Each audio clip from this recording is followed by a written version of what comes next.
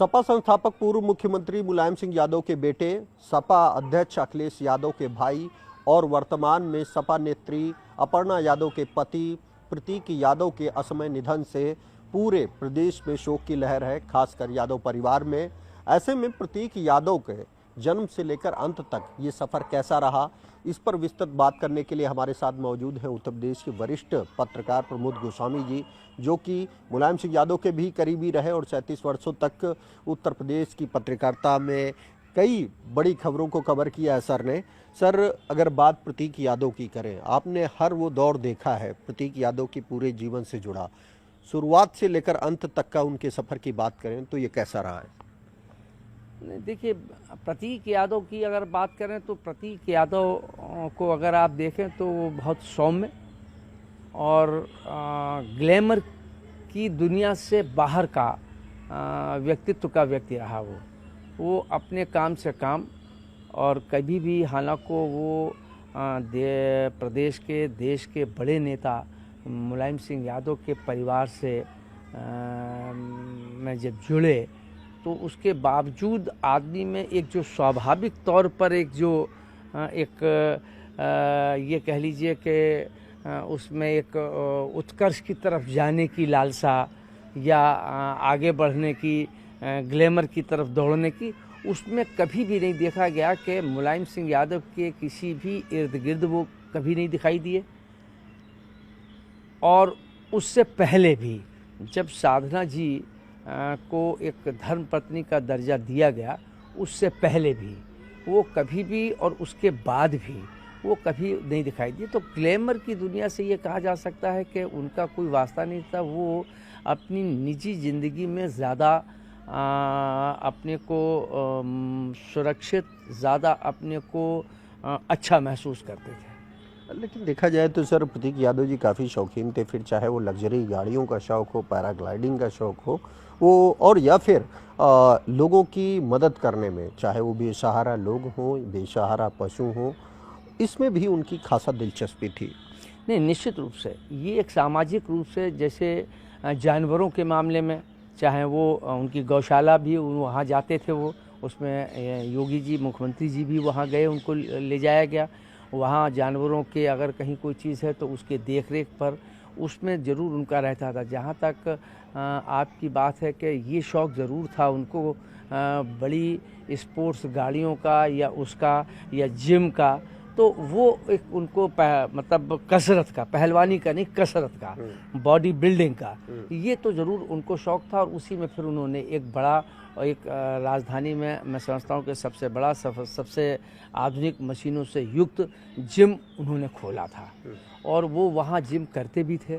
तो वो तो एक शारीरिक सौष्ठव कह लें कि उसके प्रति तो ज़रूर वो मरते दम तक वो रहा, उनमें शुरू से रहा, ये बात तो ज़रूर रही। लेकिन एक जो सामाजिक, अगर आप देखें तो कभी भी गाड़ी का शौक़ रहा उनको, लेकिन कभी ये नहीं देखा गया कि वो गाड़ी लेके हजरतगंज में टहल रहे हैं, या अपनी पत्नी को या अपनी माँ को या अपने रिश्तेदारों को, अपने दोस्तों को लेके कहीं चाट खा रहे हैं रोक के अपनी 5 करोड़ की गाड़ी को खड़ा करके, या तो वो ऐसा कहीं नहीं देख। ये उनका निजी शौक़ था, वो निजी तौर पर उसको पूरा करते थे, उसका दिखावा या आडंबर नहीं करते थे। हाँ, ये कह सकते हैं कि यूपी की भाषा में जो कहते हैं कि भौकाल बनाने की आदत नहीं थी, रुतबा दिखाने की आदत नहीं थी।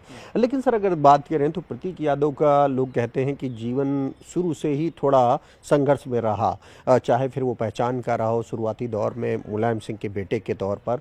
हाँ, आपने हर वो दौर देखा है, तो किस तरह से साधना गुप्ता जी, जो कि प्रतीक यादव की माँ थी, वो मुलायम सिंह के संपर्क में आई, और फिर ये कैसे सफ़र आगे बढ़ा, किस तरह से प्रतीक यादव को मुलायम सिंह यादव के बेटे के रूप में पहचान मिली?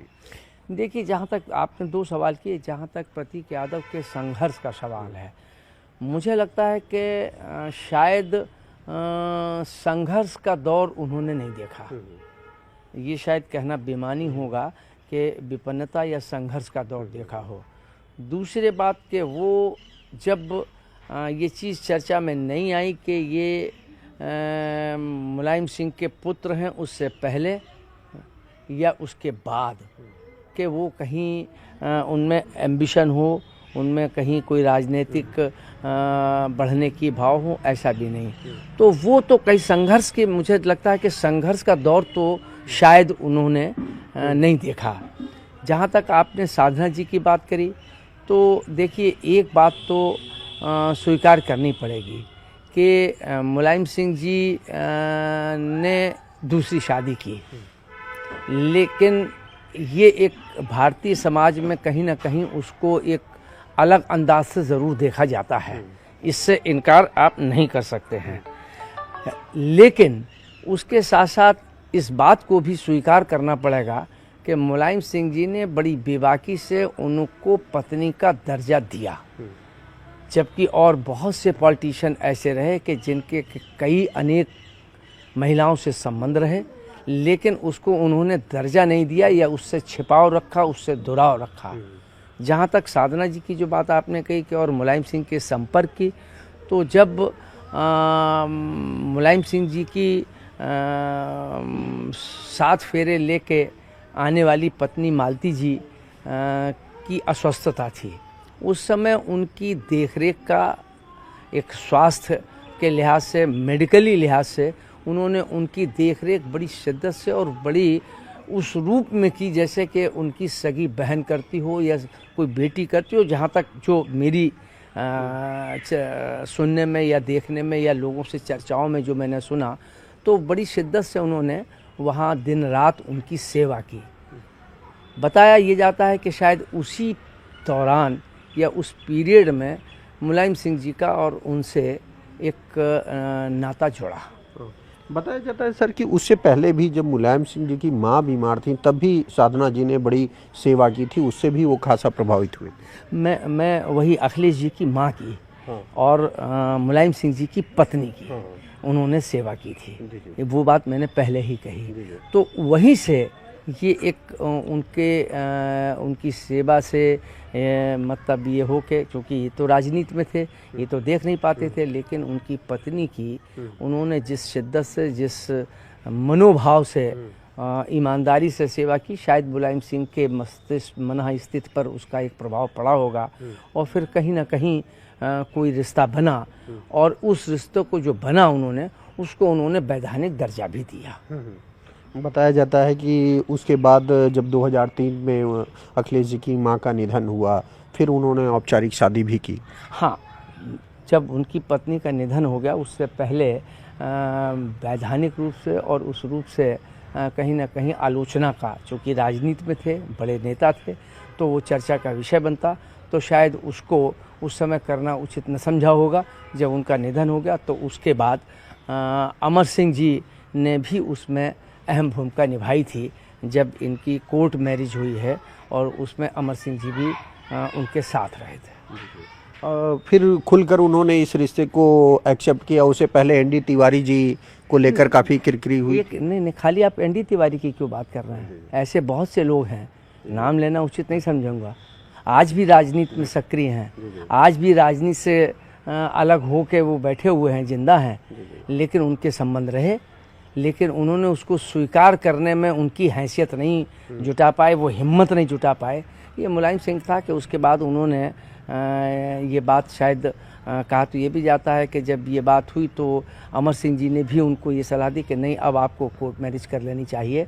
और उसके बाद फिर वो निश्चित रूप से जब वो मुख्यमंत्री रहे, तो फिर उनके आवास पर, विक्रमादित्य मार्ग जो उनका सरकारी आवास था, वहाँ पर वो विधिवत पत्नी के रूप में रहने भी लगी थी।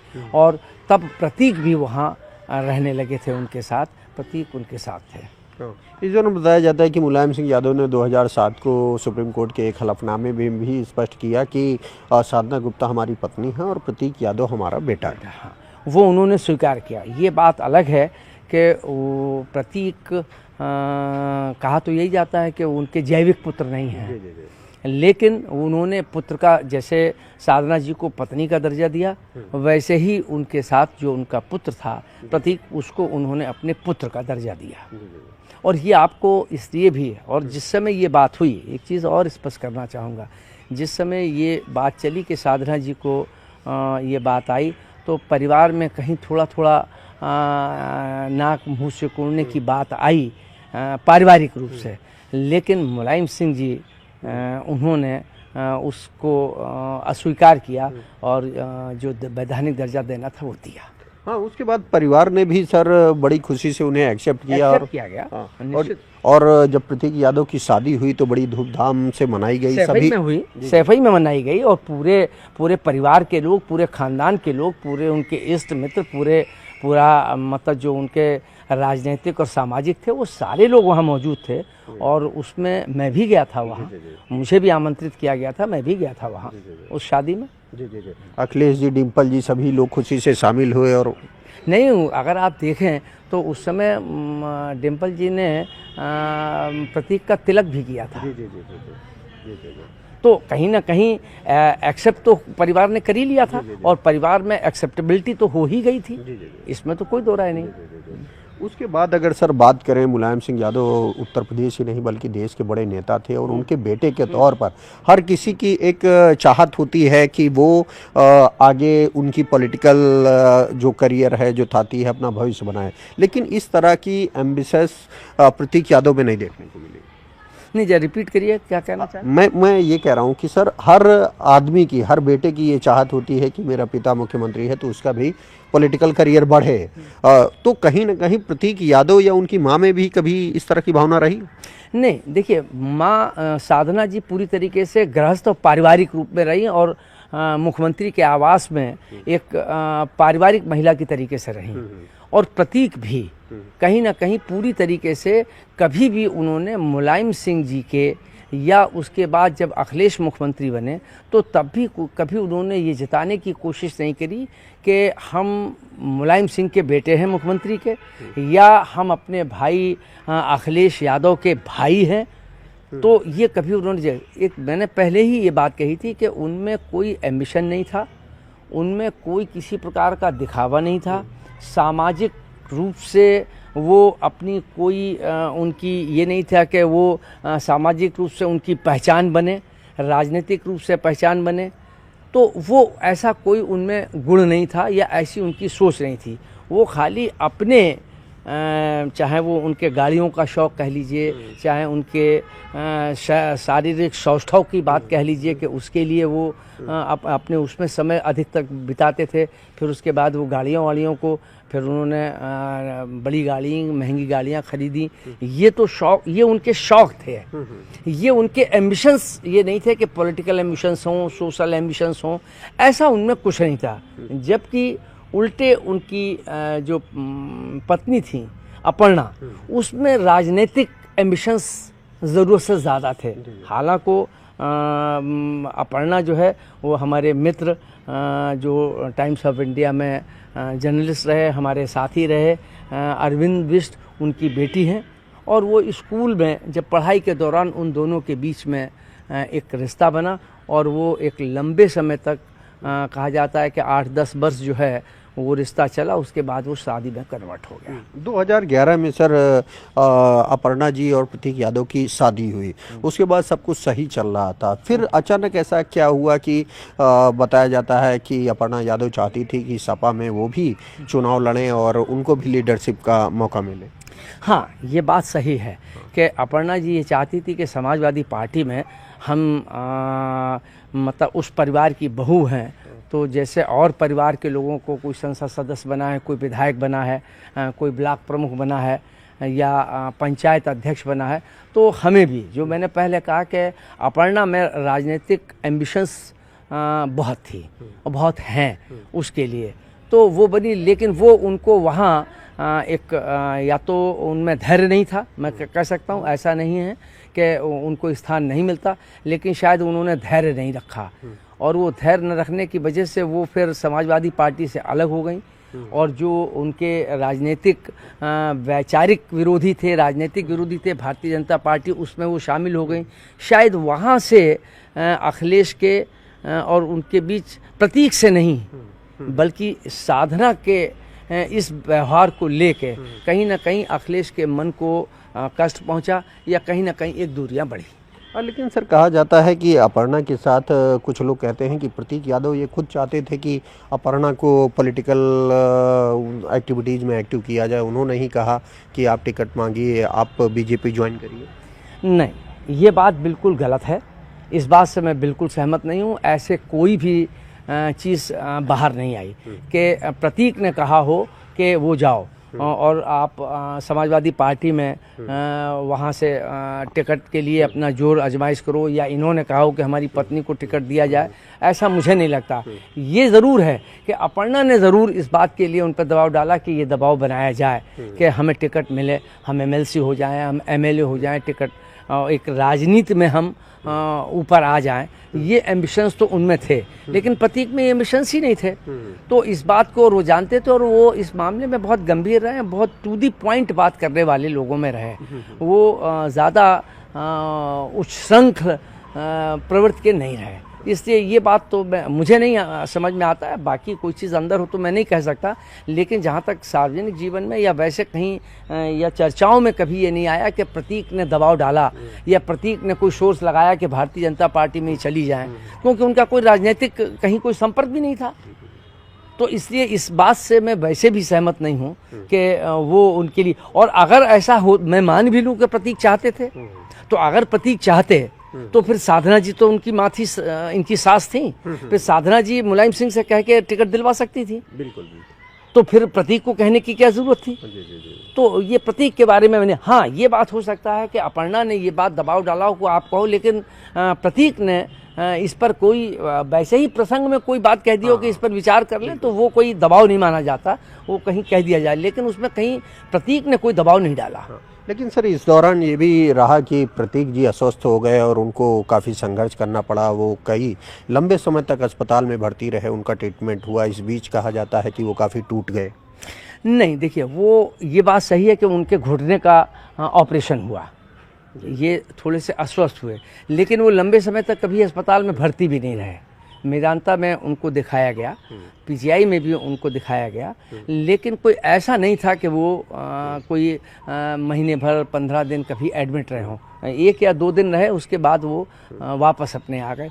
स्वस्थ थे वो, स्वस्थ शरीर था उनका, तो वो कोई चीज़ नहीं थी। लेकिन बताया जाता है कि जो या डॉक्टरों का ये कहना है कि जो एस्टेरॉइड दी गई वो कहीं ना कहीं उनको या तो वो ओवरडोज हो गई, जो लेने लगे वो, या वो कम हो गई हूँ और वो हुई, बाकी उनके क्लॉट जम गया। क्लॉट से डॉक्टरों का कहना था कि शायद उसकी वजह से ब्लॉकेज हो गया और उनको हार्ट अटैक हो गया, ये कारण था। लेकिन वो, हाँ ये बात है कि बीच में अपर्णा जी के और उनके बीच में मतभेद की भी बात आई और उसमें तलाक देने की भी आई, और प्रतीक ने अपने उसमें डाला भी कि हम तलाक लेने जा रहे हैं। इस दौरान वो अपना विदेश में इलाज करा रहे थे और उस दौरान अपर्णा जी बताया जाता है उनके साथ नहीं थी। उस समय वो भावनात्मक रूप से टूटे। हाँ, कहीं मैंने आपसे कहा ना कि कहीं ना कहीं वैचारिक, देखिए हर परिवार में, हर पति पत्नी में कहीं ना कहीं छुटपुट वाद विवाद या कहीं वैचारिक मतभेद तो हुआ करते हैं, लेकिन वो जो पॉलिटिकल एम्बिशन था अपर्णा का, शायद वो जो ज़रूरत से ज़्यादा एम्बिशन था उनका, वो शायद प्रतीक को नागवार गुजरता था। उसको लेके ज़्यादा बहस होती थी या उसको लेके ज़्यादा मतभेद गहराए या उसको लेके एक नाराज़गी ज़रूर पैदा हुई।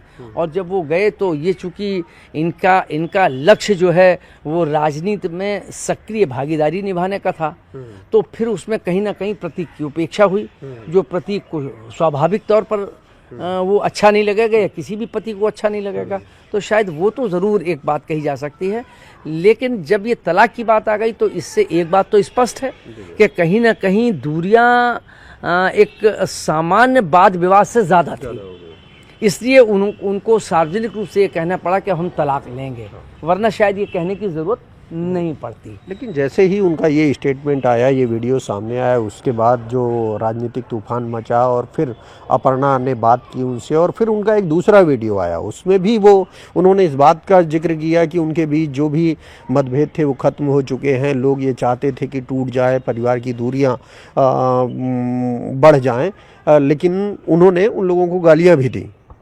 देखिए, ये इसमें कई प्रकार की चर्चाएँ हैं।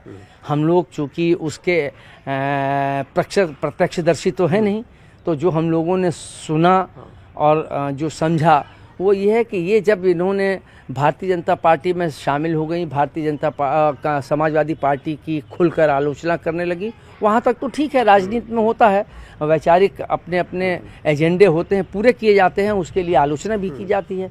लेकिन नाराज़गी तब ज़्यादा हुई और ये तब बयान आया है कि जब इन्होंने समाजवादी पार्टी का झंडा जलाया। झंडा जलाने के बाद जो है वो समाजवादी पार्टी के अंदर भी इस बात की बहुत नाराज़गी हुई और अखिलेश को भी इस बात के उल्हाने मिले और इससे तो ज़रूर नाराज़गी रही, इसमें तो कोई दो राय नहीं। और मुझे लगता है कि शायद ये वही दौर था कि उसके बाद ये आया कि हम तलाक ले रहे हैं, इसको लेके कहीं ना कहीं जो समाजवादी पार्टी के प्रतीक चिन्ह को जलाने की कोशिश की गई, उसको लेके कहीं ना कहीं प्रतीक ने आपत्ति की होगी या प्रतीक ने कहा होगा कि मर्यादाओं में और सीमाओं के अंदर रहना, क्योंकि आप समाजवादी परिवार की बहू हैं तो उस बहू का निर्वहन भी करें, वो ऐसा ना हो कि हद से बाहर हो जाए। तो हो सकता है कि इस पर अपर्णा ने भी कुछ कह दिया हो तो विवाद इतना खिंच गया हो, तो मानसिक तनाव उस दौर के बाद से ज़्यादा बढ़ गया जो तलाक के लिए उनको लिखना पड़ा। फिर बाद में चूँकि परिवार के बड़े लोग या पड़े होंगे तो उन्होंने समझाने की कोशिश की होगी, उसको पानी डालने का प्रयास किया गया होगा, तो फिर ये आया कि नहीं अब ऐसी कोई बात नहीं है, वो हम भावनात्मक रूप से लिख गए या जो भी उसका उन्होंने तर्क दिया। कुछ लोग सर ये भी कहते हैं कि एक तरफ जहां प्रतीक का झुकाव मुलायम परिवार के प्रति था, अखिलेश जी के प्रति था, तो वहीं दूसरी ओर अपर्णा यादव की पॉलिटिकल एम्बिशंस को पूरा करने के लिए उनका परिवार उनको लीड करता था। इस बात में कितनी सच्चाई है, चाहे वो पिता हो, भाई हो या मदर हो? हाँ, ये बात कही जा सकती है, ये इस बात से इनकार तो नहीं किया जा सकता है कि कहीं ना कहीं उस पर मतलब भी एम्बिशन की एक बात रही, तो शायद बेटी एक ऐसे परिवार में ब्याह गई कि जहां वो एम्बिशन पूरे हो सकते थे, तो कहीं ना कहीं कहा तो ये भी जाता है कि अम्बी बिष्ट जी जो उनकी माँ है, उन्होंने भी इसके लिए भरपूर कोशिश की कि इनको राजनीतिक रूप से ऊपर लाया जाए। ये एम्बिशंस उनके भी, हमारे मित्र अरविंद के भी, और ये किसी भी मतलब ये कोई असामान्य नहीं कहा जा सकता, किसी भी माँ बाप का अगर बेटा है बेटी है तो उसको आगे बढ़ाने के लिए चीज़ें होती हैं। लेकिन बस सिर्फ फ़र्क इतना है कि अब वो बेटी जब बेटी है तो वो बेटी दूसरे घर की अमानत हो गई, वो उसकी मर्जी के हिसाब से चलेगी नहीं, तो वहाँ पर उतना तो एक सामंजस्य बना कर रखना चाहिए। मुझे लगता है कि कहीं ना कहीं वो मनोबल बढ़ा, और अगर उसमें कहीं उस मनोबल को अम्बी बिष्ट जी और अरविंद जी उस जो एम्बिशन ज़रूरत से ज़्यादा हो रहा था, अगर उस पर वो कहीं ना कहीं समझाने की और अंकुश लगाने की कोशिश करती तो शायद ये आज जो तनाव था वो तनाव पैदा पति पत्नी के बीच में नहीं होता। इस दौरान ये भी कहा जाता है कि सर प्रतीक यादव क्योंकि तमाम तरह के रियल इस्टेट के भी कारोबार में थे, जिम तो चलाते ही थे, समाज सेवा भी करते थे, इस दौरान उनको बड़ा घाटा हुआ। अखिलेश जी से भी उन्होंने 2 माह पहले मुलाकात की, इस बात का जिक्र किया। नहीं, देखिए, ये जब अखिलेश की सरकार थी और उससे पहले थी, और विशेष रूप से अखिलेश जी की सरकार में कई कंपनियां रियल इस्टेट के से दर्ज की गई थी। शायद बताते हैं 15, 16, 18 कंपनियां दर्ज की गई थी, जिसमें अपर्णा का भाई वो उनका पार्टनर के रूप में या डायरेक्टर के रूप में वो उसमें रहे, लेकिन नियंत्रण इनके पास ही ये भी रहते थे। लेकिन चूंकि पत्नी का भाई था तो दखल तो उसका भी उतना ही रहता था, और वो डायरेक्टर भी थे कई कंपनियों के, तो उसमें रहे हैं। उसमें जब ये सरकार हटी तो स्वाभाविक है कि मतलब जो एक सरकार में रहने पे जो कार्यकर्ता, और वो तो उस परिवार के बेटे थे, तो कार्यकर्ता को एक ताकत मिलती है, वो सरकार हटने के बाद वो ताकत घटती है, तो वो कहीं ना कहीं वो जो फेवर मिलते होंगे या कहीं ना कहीं जो वो एडवांटेज था वो एडवांटेज बंद हो गया, तो उसके बाद कंपनियां घाटे में आ गईं। वो भी एक उनके मन में था, और वो भी इनके साले की वजह से उसमें टकराव हुए। जब घाटा हुआ तो घाटे को लेके बताते हैं कि फिर प्रतीक में और उनके साले में नोक-झोंक होती थी, वो भी एक तनाव के कारण थे।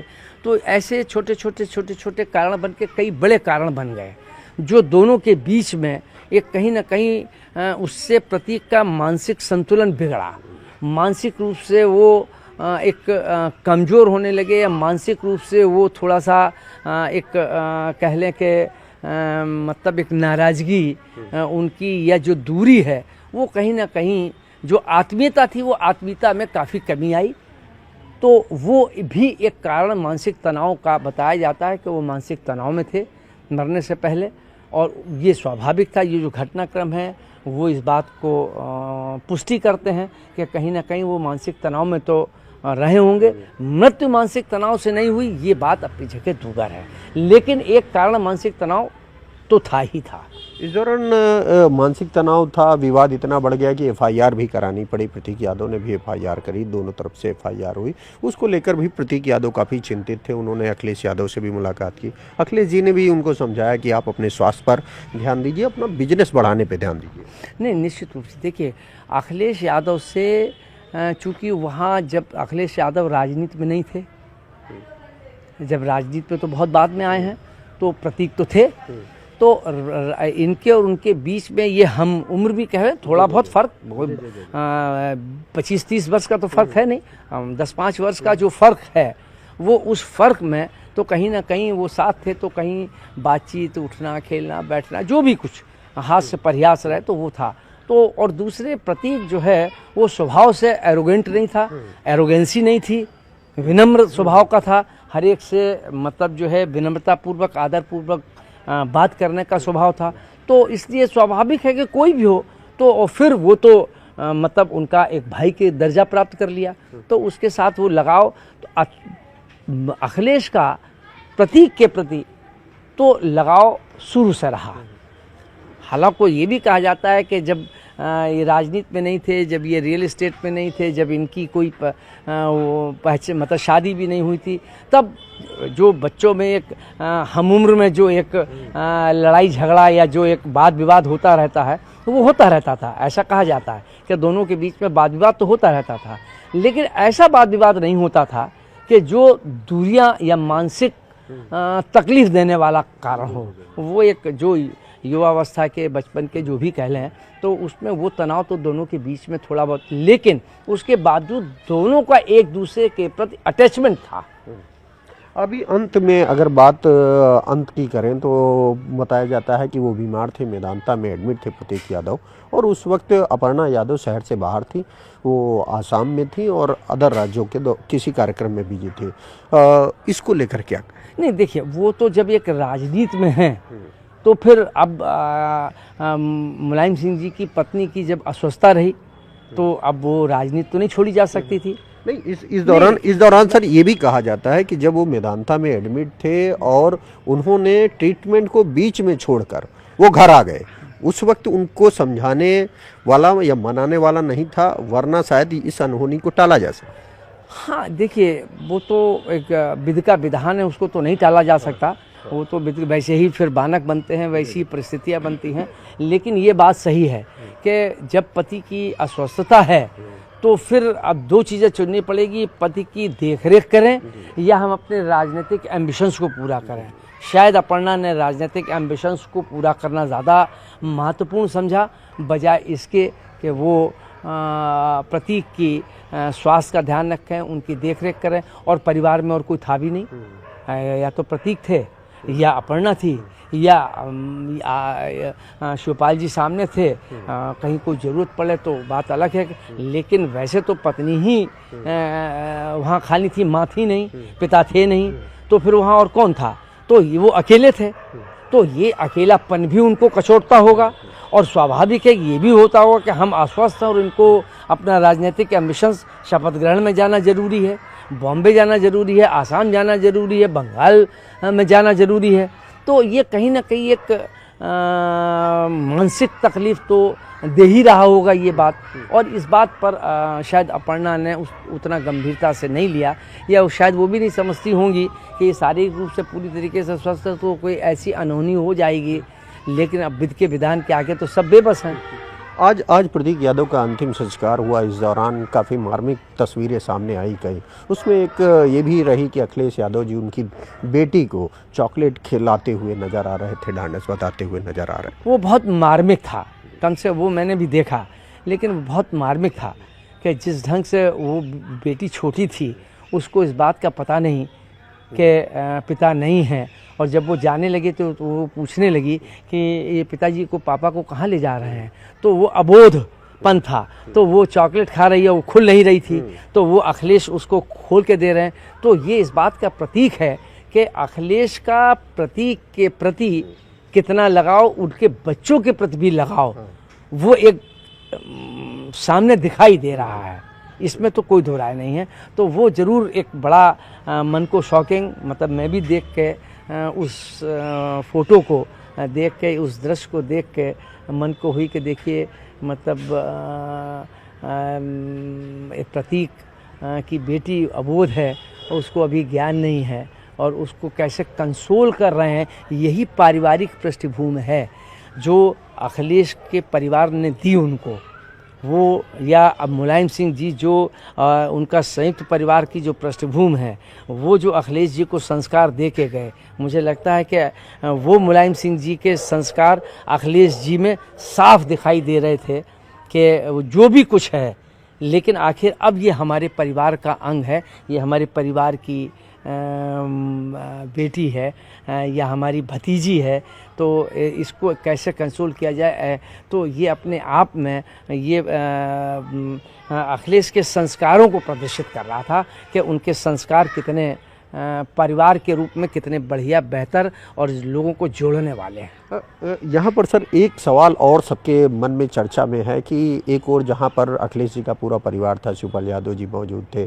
सभी भाई मौजूद थे, डिम्पल यादव जी भी लगी रहीं, पूरा परिवार मौके पर था, हर एक मौके पर था। लेकिन इस दौरान जब अंतिम संस्कार किया गया तो क्या अखिलेश यादव या उनके परिवार के लोगों को जो अंतिम संस्कार की रीति रिवाज है वो पूरा करने का मौका नहीं दिया गया?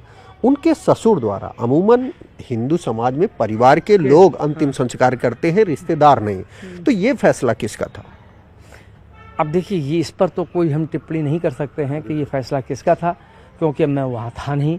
मैं ज़रूर गया था, लेकिन इतनी भीड़ थी और वो था, तो उसमें फिर वहाँ देख के चूँकि अरविंद बिष्ट हमारे सैपा हमारे साथ रहे हैं, जर्नलिज़म में हमारे समकक्ष रहे हैं, हमारे साथ उन्होंने जर्नलिज़म किया है, तो वो एक स्वाभाविक संवेदना व्यक्त करने के लिए मैं गया था वहाँ पर।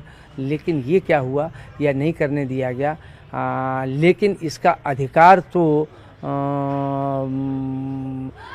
प्रतीक के परिवार को ही है, वो अपर्णा के परिवार को नहीं होता है, हमारे धार्मिक मान्यताओं के आधार पर।